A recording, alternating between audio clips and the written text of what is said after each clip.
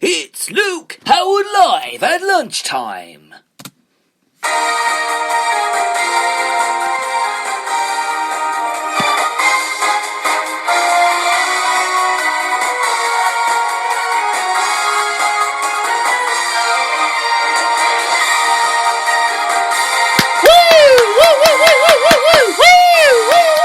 Thank you! Woo!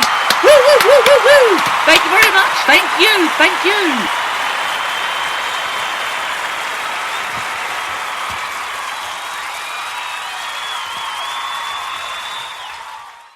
Well, thank you very much for that wonderful round of applause. As always, of course. Hello, good morning. Welcome to Britain's Best Radio Show. I mean, good afternoon. I keep thinking 12:30 is good morning, but it's not. I always do that.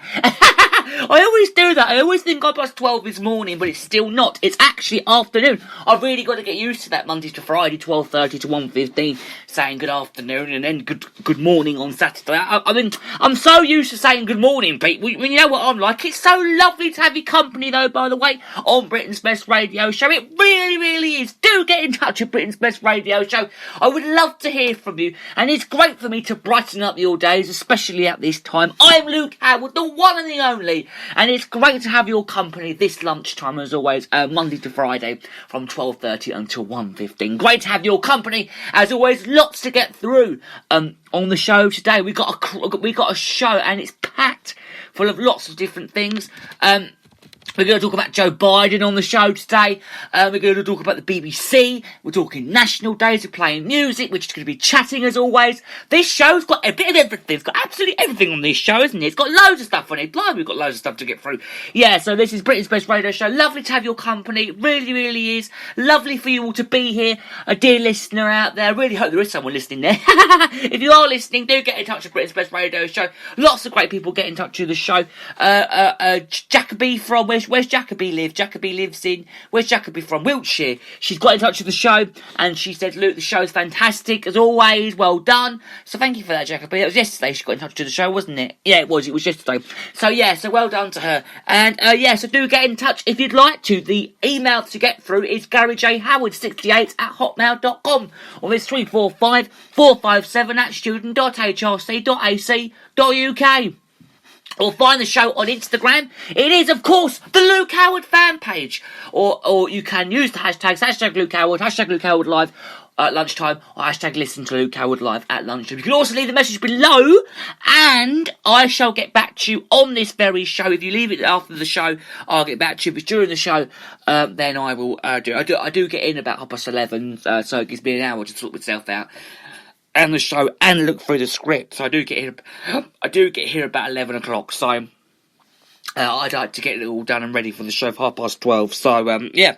So do get in touch with the show or leave us a message on Instagram or just leave the message below where the show is being broadcast and I will get back to you on Britain's best radio show. Okay, so let's kick off then with what's been kicking off in the news today. Now, we don't speak about COVID on this show anymore, just to let you all know. We are COVID-free on this show, and I like to make this show a bit of a thing for everyone, and we do play lots of great relaxation songs as well on this show. So we do a bit of everything for a bit of everyone on this show, which is very, very good. So if you are listening and you do like to relax, be prepared, because in around about 15 minutes time, 10 minutes time, we've got some lovely relaxation music coming forward to you. Now, yesterday, I went for a lovely walk, and I went down to, where did I go? Oh, I went up the road through Bunton. It was a lovely little walk. I had a nice dinner last night, beef stew, homemade beef stew. Oh my God. I'm not being funny. Oh my God. It was absolutely incredible. Oh my God. It was so good. It was beef stew and dumplings. I loved it. Oh my God. Beef stew, not dumplings, it was beef stew and rice. And this rice is from Aldi. Oh my God, it's brown rice. I've never seen brown rice in my life. So, it is really, really good. It's brown rice. Oh my God. It's amazing. Literally. Oh my God. It's so good. It's from Aldi's and it's so nice. Oh my God. And now you're going to think, oh my God, the rice is so nice. I know it's only rice. I know it's only rice, but I know it's only rice, but oh my god, it was so good with the stew. Oh my gosh, so nice. So I had that. Right, let's get to the bottom of the news from today. Joe Biden has been swearing in as the 46th US president. Now, Lady Gaga will sing the national anthem apparently in America. Really? At the inauguration ceremony, a task undertaken by Beyonce Knowles and, of course, Jackie Adventure in 2013 and 2017. On Tuesday, just gone, that was yesterday, the pop star paid a solemn visit to the Capitol to pray for the day of peace and the air Americans. Under the building's famous drone, and there's a picture of her doing it there. Oh, she said, I pray tomorrow and will be a peace for all Americans, a day for love, not hatred, a day for appendix and not fear, a day for dreaming of our future joy as a country. She also said a dream that is non-violent, a dream that provides safety for our souls and love from the capital US. Now, elsewhere in Washington, D.C., Jennifer Lopez, she found time to pose for a selfie with members of the National Guard. Now, what an honour, she said, to spend a few moments with these brave men and women who wrote the singer, who will also perform during that very ceremony. But, this is model Chrissy Teigen. Now she also made time for the military visits after she and singer husband got lost on the way to a sound check. Legend will be one of the performance on Celebrating America, a 90-minute TV show that will be shown on the major US networks and streaming platforms on Wednesday night. Now, Joe Biden. Now, as part of the huge package, though, of executive action announced to a short time ago, the president was affected Biden's team and say that he will also take action to address equality and immigration. He will also issue an executive order. This is to address the racial equality in the federal policy making and progress, which doesn't actually surprise me, to be honest with you. In a measure aimed to help root out systematic racism, he will also directly under Trump administration policies, including an order which saw diversity and inclusion training limited. He will also sign an executive action to end President Trump's cultural travel ban, which restricted US entry from some Muslim majority nations. He will also order to stop all border wall concentration. And do we know that really? Do we actually know if he will do that or not? We will soon find out very, very soon. He's going to do it with Mexico. Apparently, and he's going to be also pending a review of a legacy of funding being used by this previous administration. We don't actually even know if that's even going to happen, but we're sure it will. It's also going to sign an executive order revoking the Trump plan to exclude undocumented migrants from that seniors, and apparently it's going to sign a demo to help financially protect for Dreamers, a scheme that shields young administrative immigrants. This is from deportation. He will also sign an executive order. This is to help prevent and combat, I think, is the discrimination of the including the workplace. And I know what this is all about because I have actually been learning about this sort of thing at this very moment. So I do know what it is actually all about. It's going to be included in the workplace, and apparently it's on a basis of gender identity and sexual orientation, which is what I do know a lot about. Because of prejudice, because it comes under the prejudicial and the discriminational side of it as well. So I do know a lot about prejudice and discrimination, so I do know a bit about that. Now, when President Trump, he's going to be hosting a farewell ceremony for himself. Really? At this moment? Are you sure? Are you sure? With lots of people turning up with all this COVID going on, is he sure about that? But I know we're COVID-free on the programme, but it does come under that a little bit, don't you think? I mean, it does actually come under a little bit. It does come under that a little tiny little bit, you know. But he's going to be noted by his absence and Vice President Mike Pence. Instead, though, he will also be attending a inauguration of Joe Biden and Kamala Harris. His aides told the Washington Post that it would be rigorously challenging. And it's also the Vice President to do both as well. But Pence has also shared a sense of pictures in a farewell tweet. None of them are going to be featuring Donald Trump. And in that tweet, Mike Pence said, well, he said, thank you for the privilege of serving us, your Vice President, these past 4 years. It has also been the greatest honour of my life on behalf of our wonderful Second Lady, as Karen Pence, and our entire family. He said, thank you and God bless America. That's what he said, but in the accent, of course. Now, Pence has only met once, okay, with Trump since the 6th of January, which is only, a couple of weeks ago, when pro-Trump rotators and the US Capitol in plenty chanted.